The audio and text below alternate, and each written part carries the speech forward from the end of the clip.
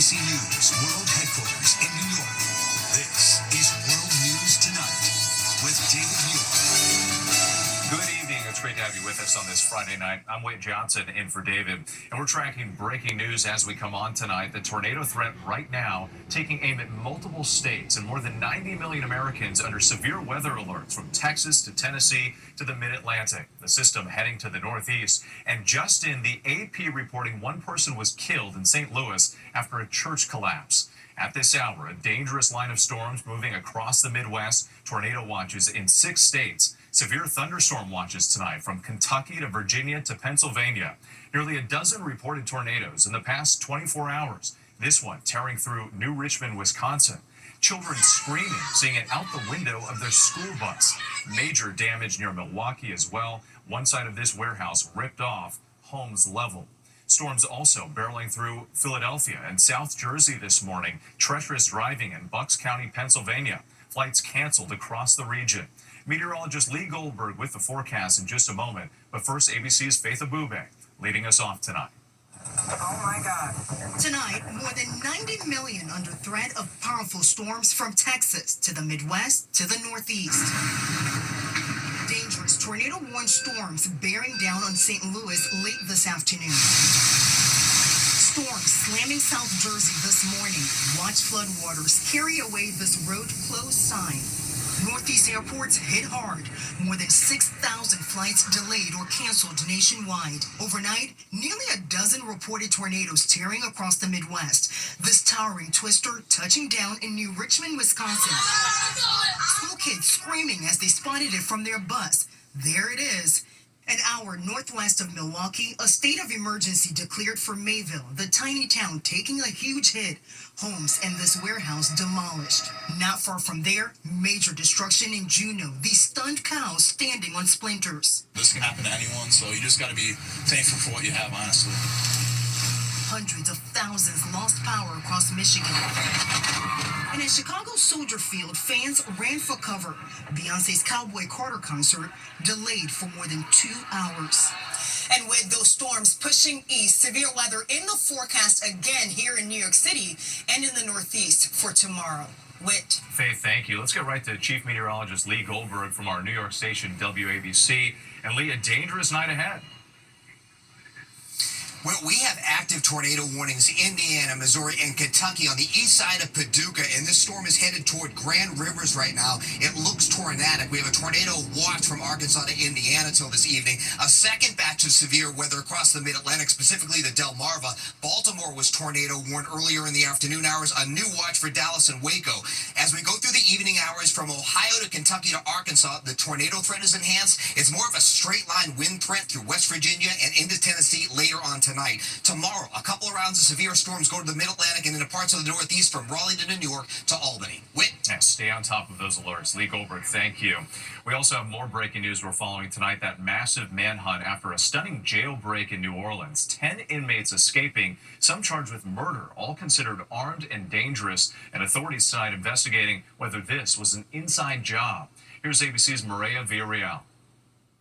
Tonight, these stunning images from inside a New Orleans jail cell where 10 inmates, some charged with murder, escaped, sparking an urgent citywide manhunt. The toilet dislodged from a cell wall, exposing an opening. Scrawled on the wall above, "We innocent and too easy," with an arrow toward the hole where they escaped, out of view of the officer on duty. Authorities say it happened just after midnight when the inmates broke a lock on a cell door. They were still able to exit the jail about 1:01 a.m. after breaching a wall behind a toilet in the jail. And based on video surveillance, they were seen exiting a door on the docks where we normally bring in supplies, scaling a wall, and running across the interstate. Officials believe the escapees had help. These detainees received assistance in their escape from individuals inside of our department. They say the toilet could not be removed with bare hands, suggesting someone inside the jail system may have helped the inmates unscrew it with a power tool. We are investigating that to see exactly who entered these areas, what kind of work was done, if there was work being done, and if this is an inside job.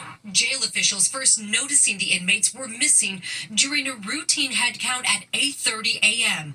But that's more than 7 hours after they say the escapees were off prison property and on the run. One of the 10 escapees captured before noon found hiding beneath a car at a hotel in the French Quarter. Tonight he's back in jail, but police still on the hunt for 9 more suspects. With local schools and universities are on high alert, adding more security on campus and at graduation ceremonies. With this urgent manhunt underway right now, the FBI and the U.S. Marshals also joining in this search. Yeah, still a major concern. Maria, thank you. Here in the Northeast, the crippling transit strike affecting hundreds of thousands of commuters in and out of New York City. Hundreds of engineers at the New Jersey Transit System walking off the job, bringing all trains to a stop. Here's ABC's transportation correspondent, Gio Benitez. Tonight, hundreds of thousands of commuters now left scrambling. It was like a total disaster. I have to connect to 3 different buses to pick up my nephew by 2:30. Roughly 450 engineers walking off the job after midnight this morning at New Jersey Transit, the 3rd largest transit system in the nation. The walkout, the state's first transit strike in more than 40 years, ending New Jersey Transit train service in New Jersey, New York, and Philadelphia. Some Metro-North trains in Orange and Rockland counties also impacted. It is a slap in the face of every commuter and worker who relies on NJ Transit. And traffic is a real concern, especially for big events. We're here at Madison Square Garden. You have that playoff game tonight. And over at MetLife Stadium, you have Shakira tonight. Fans may have to find a new way to travel, maybe even for Beyonce next week. Train stations, usually bustling with riders, empty. At the center of the labor dispute, wages. They are close to 20% behind their peers off the other railroads. The union says engineers earn an average of $113,000 a year. They want that to increase to $170,000. But New Jersey Transit says their demands would ruin its budget and force it to put those costs back on consumers. It has to be fair to them, but it has to be fiscally responsible. And with tonight, both sides say they are ready to keep negotiating, but the next scheduled meeting isn't until Sunday. Gio Benitez, thank you.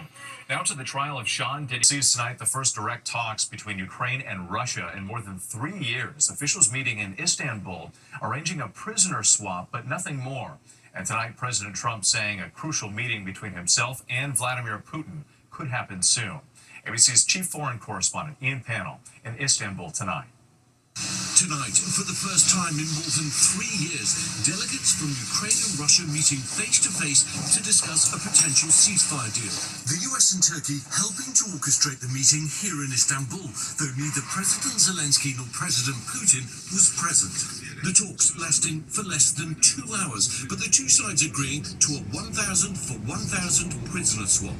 Ukraine also requesting a direct meeting between Putin and Zelensky. But the two countries remain far apart on key terms. A Ukrainian official telling ABC News the Russians presented unrealistic demands, including that Ukraine withdraw its troops from 4 regions as well as Crimea.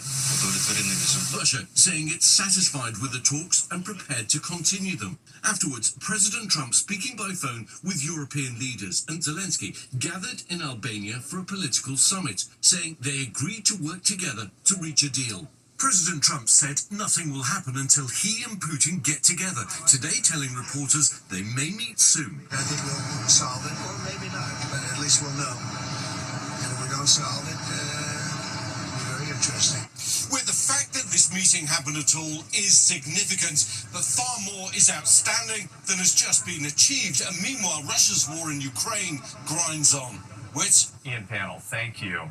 Back here at home, and the Supreme Court ruling against the Trump administration in deporting Venezuelan migrants using the Alien Enemies Act. The justices extending the ban the Supreme Court temporarily imposed in an emergency ruling last month. A 7-2 majority, including Trump's 3 appointees, Justices Alito and Thomas, joining in dissent. The Secret Service set to interview former FBI Director James Comey after a photo he posted online, according to sources. Comey's Instagram posts showing seashells that appear to form the numbers 8647. Trump administration officials claim that's a call to 86 or kill the president. Comey says he didn't realize those numbers could be associated with violence. He has since deleted the post. Next tonight, President Trump is on his way back to Washington after his 4-day trip to the Middle East. On Air Force One, telling reporters a nuclear deal with Iran is on the table, but they have to move quickly or something bad is going to happen. ABC's Mary Bruce from the region tonight. Tonight, President Trump headed home after his whirlwind tour of the Middle East. Aboard Air Force One, the president saying the U.S. is inching closer to a nuclear deal with Iran, claiming Tehran has his proposal, but not disclosing any details. They have a proposal, but more importantly, they know they have to move quickly. Something bad's going to happen. Trump warning the clock is ticking. There's not plenty of time. There's not plenty of time. You feel urgency? Well, they're not going to have a nuclear weapon, and eventually they'll have a nuclear weapon, and then the discussion becomes a much different one. No deal either to end hostilities between Israel and Hamas. Israel ratcheting up attacks in Gaza.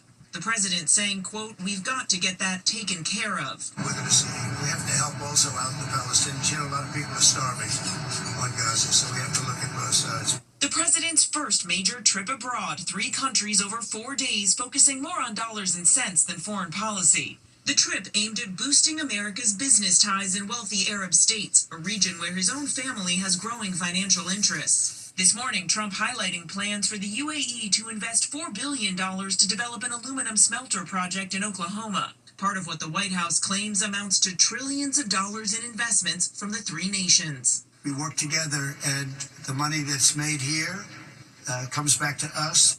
The president is now flying home and into a real rift within his own party in a major setback. House Republicans today failing to advance their package of spending cuts and tax breaks. A handful of conservative Republicans insisting on steeper budget cuts, but the president is adamant, posting, quote, "Republicans must unite behind the one big, beautiful bill." With Mary Bruce, our thanks to you. And one note on the economy tonight, consumer confidence falling for the 5th month in a row. The index down 3% since last month and down 30% since January. Households surveyed reported concern about tariffs and a big jump in inflation expectations across party lines. And late today, Moody's Ratings downgrading the U.S. government's credit rating 1 notch below AAA because of rising levels of debt. When we come back tonight, that remarkable story of survival, a lone camper lost in the wilderness for nearly 3 weeks, describing how she survived. The surprise headline about Michael J. Fox, and fire shutting down a busy airport for hours, no flights in or out, what we're now learning tonight. Next tonight, a large fire shutting down Florida's Jacksonville International Airport. Flames shooting out from a parking garage. The terminal closed. Planes not allowed to take off or land. Many flights diverted to Orlando instead. Partial collapses reported inside the garage. About 50 cars damaged. No injuries reported. The airport closed for roughly 5 hours, reopening just a short time ago. When we come back, the dramatic 911 call during a bear attack. And Michael J. Fox in the stunning headline tonight. To the index tonight, a bear attack in Gulf Breeze, Florida. A homeowner calling 911 to report being attacked by a bear while saving his dog. I just got bit by a bear in my backyard. It tried to attack my dog, and I went to rescue my dog, and it bit me in my leg. The victim hospitalized. A neighbor says he recorded 2 bears outside their home less than 20 minutes before the attack. Incredible. Michael J. Fox making his return to TV. Deadline reporting he will guest star in the new season of the show Shrinking, which features Jason Segel and Harrison Ford. He's been publicly battling Parkinson's for decades. It's his first acting role in 5 years. When we come back tonight,